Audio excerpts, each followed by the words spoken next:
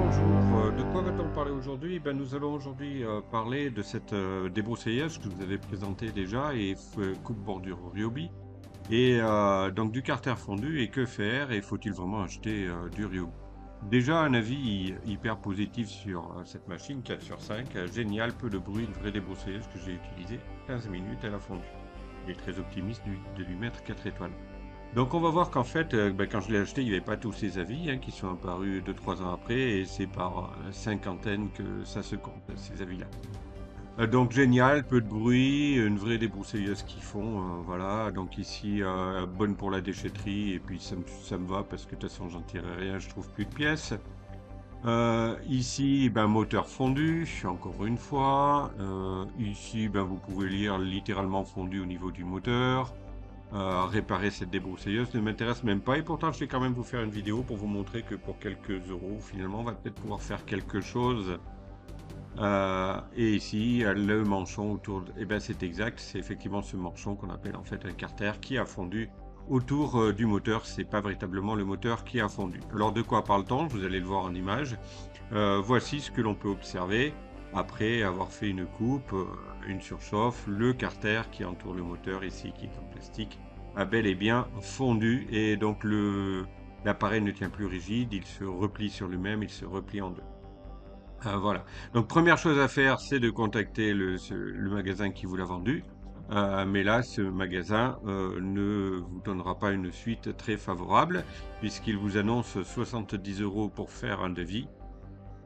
Ajoutez à ces 70 € le coût de la réparation, il vous dit de contacter directement le SAV Ryobi, et avec eux, ça vaut pas le coup. Donc c'est ce que j'ai fait le 18 mai, donc premier message, ensuite relance le 24 mai, et puis enfin une réponse le 27 mai qui me dit que l'outil ne pourra pas être réparé dans le cadre de garantie, alors que ce n'était pas ma question étant quelle solution me proposez-vous pour le dépannage?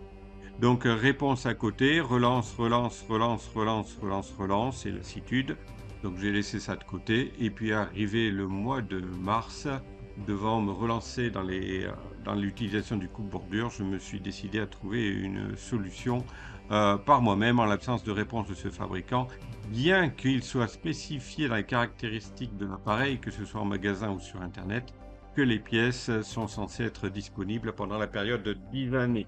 Donc, que fait le fabricant de ces obligations et quel intérêt a-t-on véritablement pour la réparation des appareils et l'aspect écologique que cela représente? Tout d'abord, il faut savoir que j'en suis arrivé là, non pas en faisant des travaux très compliqués, il s'agissait d'herbes un petit peu hautes, comme vous pouvez le voir sur ces images, avec l'outil Trident. Donc rien d'extraordinaire pour un appareil qui est vendu comme coupe-bordure débroussailleuse. Bien, alors une fois que vous êtes dans cet état, que faire? Moi, personnellement, j'ai pris une photo du carter fondu, je l'ai diffusé sur Internet. J'ai trouvé immédiatement plusieurs fournisseurs, certains basés en Allemagne, avec des pièces pas trop chères à 6 € et quelques. Mais ajouter les frais d'emballage, frais de port, etc., c'était pas intéressant, on était autour de 21 €.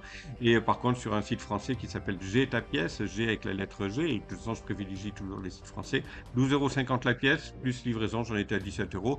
Et elle est arrivée dans des délais très très raisonnables, en 3-4 jours, elle était à 3 jours, je dirais même. Voilà. Donc après, il va falloir dévisser l'ancien carter. Prenez bien des photos pour vous mémoriser bien et sous tous les angles, parce que des fois, on ne sait pas après ce qui va nous poser problème. Et puis après, vous allez réassembler votre pièce. Si les têtes de vis se détériorent, ce qui peut arriver, de toute façon, il est plus prudent d'en acheter d'autres. Elles ne seront pas livrées avec le carter, c'est normal. Donc, ce que vous faites, vous allez en magasin de bricolage et au poids pour 10 centimes, en vérifiant bien que ça se visse sur votre carter fondu, vous achetez des nouvelles vis. Voilà, donc voilà prêt pour remonter. Ici, donc faites attention de ne pas couper les fils, ce qui m'est arrivé, sinon après vous refaites des soudures, le moteur surprend un peu quand il tombe.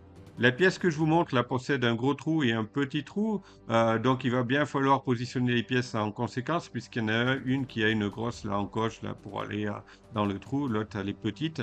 Donc positionnez bien dans le bon sens cette pièce-là. Ensuite, vous positionnez votre moteur en le centrant bien par rapport aux ergots qui se trouvent sur la partie en plastique blanche ici.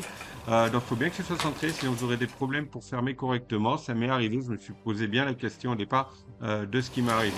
Voilà. Ensuite, quand c'est assemblé au quart de millimètre, ça va pas forcément se joindre, mais en vissant, après, ça sera parfaitement refermé et parfaitement rigide et parfaitement solide, et votre outil sera reparti. Voilà. Donc n'hésitez pas à vous abonner, vous aurez d'autres vidéos comme ça intéressantes. Alors abonnez-vous, ça me fera plaisir. Et puis j'espère que ça vous sera utile. Alors faut-il racheter Ryobi? Donc là la réponse vous appartient. Quand on a déjà acheté les batteries, malheureusement d'une marque, on en est un petit peu prisonnier. Mais à refaire, évidemment, vous aurez compris quelle serait ma position. Donc chacun son idée et bon bricolage, bon jardinage.